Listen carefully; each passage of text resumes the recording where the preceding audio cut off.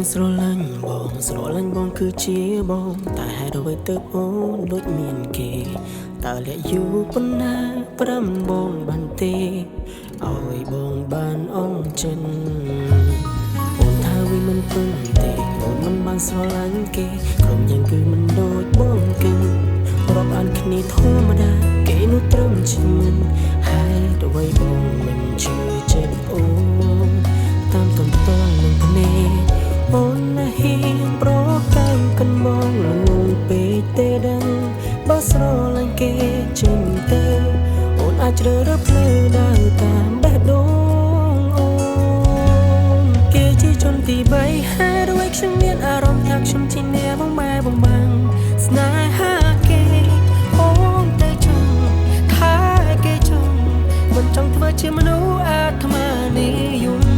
ប្រហែលខ្ញុំជាជនទី3តាំងពីដំបូងគ្រាន់តែមិនទាន់ដឹងខ្លួនគេអាចនឹងយកខ្ញុំស្អប់បេះដូងស្អប់បេះដូងដែលកំពុងឯកា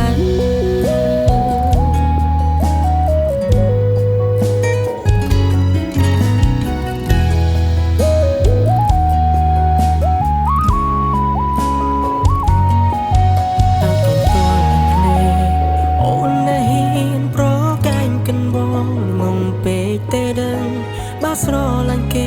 ចេញទៅអូនអាចជ្រើសរើសផ្លូវដើរតាមបេះដូងអូគេជាជនទី3ហើយរួចខ្ញុំមានអារម្មណ៍ថាខ្ញុំជាអ្នកបងម៉ែបងបាំងស្នេហាគេអូនតែចង់ថាគេចង់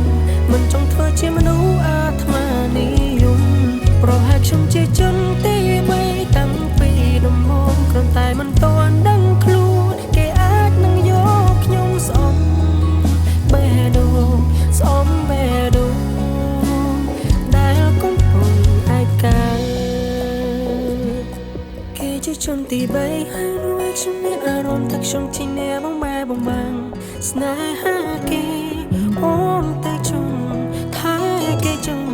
មិនចង់ធ្វើជាមនុស្សអាត្មានិយមប្រហែលខ្ញុំជាជនទី3តាំងពីដំបូងគ្រាន់តែមិនទាន់ដឹងខ្លួនគេអាចនឹងយកខ្ញុំស្អប់បេះដូងស្អប់បេះ